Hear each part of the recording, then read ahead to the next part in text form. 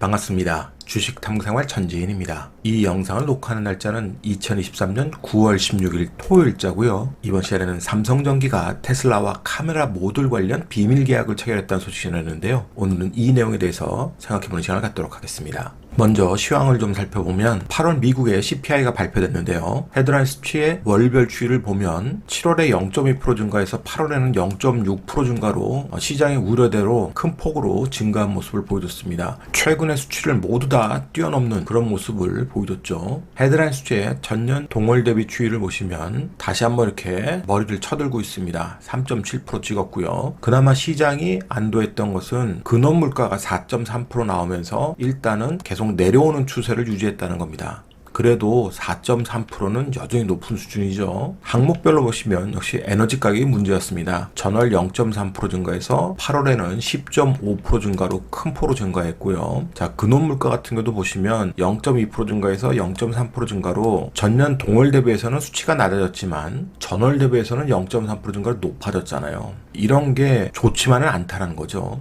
그리고 주거 비용도 0.4% 증가해서 0.3% 증가로 전월 대비해서는 낮아졌지만 전년 동월 대비해서는 7.3%로 여전히 높은 수준입니다. 더군다나 8월 생산자 물가지수도 높게 나와서 이 생산자 물가지수가 결국은 2, 3개월 후에 소비자 물가지수로 전가될 것 아니겠어요? 그런 부분들이 시장의 부담으로 계속 작용하게 될 겁니다. 자, 0.7% 증가 나왔고요. 전년 대비해서는 1.6% 증가하면서 쭉 떨어졌다가 머리를 조금씩 들고 있습니다. 그래서 추가 금리 인상은 어렵겠지만 높은 금리는 계속 유지될 가능성이 높아지는 거죠. WTI 가격도 주요 산유국들의 감산 연장 그리고 미국의 재고 감소 거기에다가 금주에는 중국이 계속해서 부양책으로 인해서 경기가 반등할 거다 이런 기대감까지 반영되면서 또 급등이 나왔습니다. 90달러까지 돌파하고 강한 추세를 형성했는데 웃기는 얘기죠 이거 다. 이때도 그런 얘기가 없었습니까? 그런 얘기가 있었는데도 불구하고 부진했었는데 역시 투기 세력들이 다른 원자재 시장보다 유가 쪽으로 붙으면서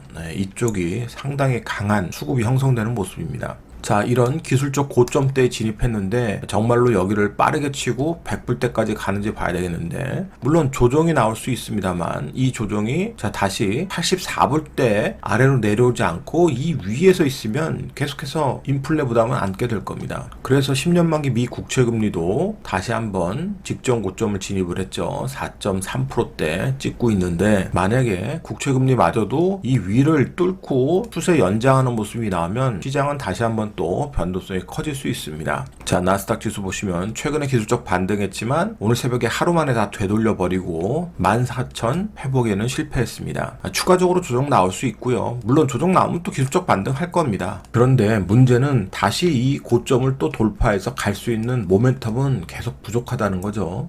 금주에 우리 시장 같은 경우는 달러가 굉장히 강했음에도 불구하고 환율이 위안화 영향받으면서 잘 버텨줬습니다. 보시다시피 환율이 조정권에서 잘 움직였는데 만약에 다음 주에도 이런 모습이 나오면 조정이 나와도 계속해서 기술적 반등을 시도하면서 움직일 거고 그렇지 않고 여기를 뚫고 1340원을 강하게 돌파한다 그러면 우리 시장도 다시 변동성이 커질 수 있으니까 환율을 계속 눈여겨봐야 되겠죠.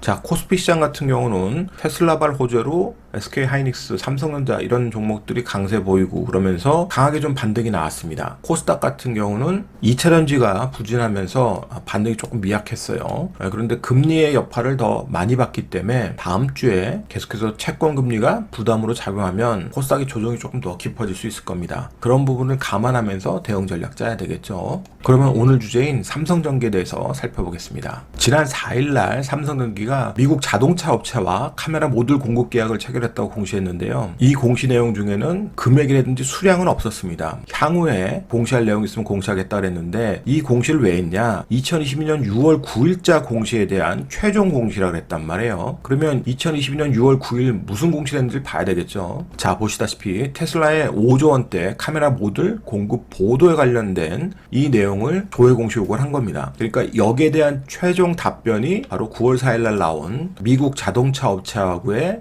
공급 계약 체결이라는 소리예요. 그러면 결국은 테슬라란 소리죠. 그런데 테슬라라든지 애플은 자신들이 드러내는 걸 싫어하기 때문에 주로 비밀 계약을 하죠. 그래서 이번에도 그러지 않았나 그런 생각이 들고요. 하지만 이 재료가 나온 이후에 주가가 급등하고 그러지 않았습니다. 오히려 음봉 맞았고 추가 조정 나왔어요. 그래서 삼성전기는 앞으로 카메라 모듈 관련된 내용도 중요하겠지만 전장 부품 관련된 내용이 더 중요해질 겁니다. 자, 이번에 모건 스탠리가 테슬라의 슈퍼컴퓨터 도조에 관해서 재평가하면서 주가가 10% 급등하는 모습을 보였죠. 앞으로 주가 60% 더 뛴다. 도조의 기업 같지만 662조다 이러면서 큰 화제를 만들어냈습니다. 이 덕분에 우리 반도체 기업인 SK 하이닉스하고 삼성전자가 좋은 흐름을 보였던 거고요. 삼성전기의 카메라 모듈 부분의 실적을 놓고 보면 자, 영업이익이 올해 960억 정도, 내년은 오히려 줄어들 것으로 예상하고 있습니다. 880억. 정말 중요한 부분은 MLCC를 비롯한 컴포넌트 솔루션 부분인데요. 올해 영업이익이 5,040억 정도, 내년에 이제 7,450억 정도로 회복할 것으로 지금 기대를 하고 있는데요. 그래서 이번에 테슬라 관련된 재료가 나왔음에도 묵은 재료인데다가 규모도 안 나왔기 때문에 큰 반응을 보이진 않았습니다.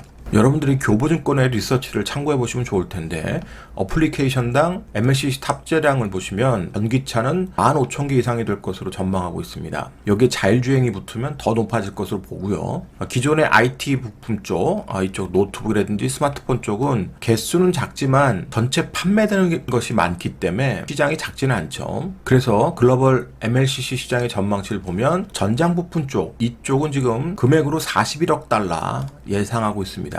올해요. 그런데 2028년 가면 67억 달러 정도로 50% 이상 성장할 것으로 지금 기대를 하고 있고요. 물론 IT 부품 쪽도 꾸준히 증가를 할 그런 전망입니다. 그런데 시장이 지금 주목하는 것은 IT 쪽의 성장보다는 전장 부품 쪽에 대한 성장, 이쪽에 지금 전반적으로 시장의 관심이 높기 때문에 여기에 대한 재평가를 삼성전기가 받는 순간이 오면 그때는 주가가 탄력적으로 움직일 수 있는 계기가 되겠죠. 그리고 삼성전기가 최근에 MLCC 노하우로 파워 인덕터 시장을 키우겠다, 이런 얘기가 나왔단 말이에요. 자, 업계 최초로 방막형 커플드 파워 인덕터를 양산하게 되는데 2개의 파워 인덕터를 하나로 묶는 그런 기술을 선보였습니다. 그래서 이 시장에서 굉장히 빠르게 자리 잡는다면 향후 실적에는 상당히 도움이 되겠죠. 카메라 모듈 쪽도 꾸준히 봐야 되겠지만 결국 이익이 극대화를 만들 수 있는 것은 전장 부품 쪽이니까 이쪽에서 삼성전기가 어떻게 대응하고 실적이 어떻게 나올 수 있는지 이걸 꾸준하게 추적을 해보셔야 될 겁니다. 수급 쪽으로 보게 되면 최근 바닥에서 기관과 외국인이 약간 입질 매수 격에 물량이 좀 들어왔는데 큰 물량은 아니기 때문에 의미를 두긴 좀 그렇고요. 대차 잔고가 저점을 높이면서 꾸준하게 늘고 있습니다. 최근엔 감소했다고 하지만 저점은 계속 높아져요. 그래서 대차 잔고가 다시 한번 빠르게 증가하는지도 보셔야 돼요. 그래서 단기적 대응은 쉽지는 않습니다. 단타하실 분들은 철저하게 박스권 하단에서만 대응해서 반등만 파는 전략 쓰셔야 될 거고요.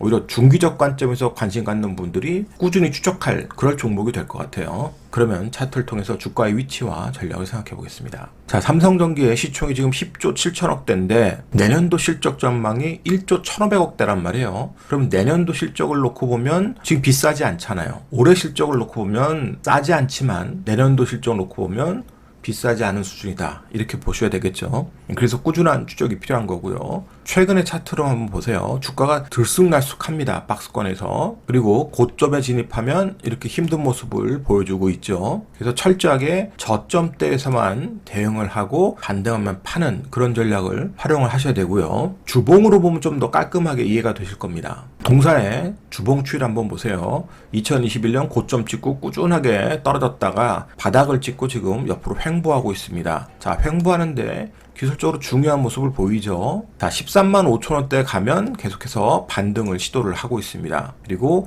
앞전에도 이렇게 장대 양봉 만들면서 반등했던 그 구간의 중심 균형까지 지금 깨지 않고 있어요. 그러면 박스권 대응하실 분들은 14만 원 깨고 내려와서 13만 5천 원대에서는 분할 매수해서 반대로 올라오면 이렇게 긴 꼬리 다는 지점들이 있죠. 그게 이제 15만 원대입니다. 그럼 15만 원 진입 전에 반등할 때 분할 매도에서 빠져나오고 다시 떨어지면 분할 매수해서 대응하는 그런 전략을 쓰면 되겠죠. 그리고 중기적으로 보실 분들은 철저하게 이런 박스권 하단에서만 보시고 매집해서 중기적으로 가져가는 그런 전략을 쓰셔야 될 겁니다. 오늘자 한 줄 요약. 결국 전장 부품의 경쟁력이 핵심이다.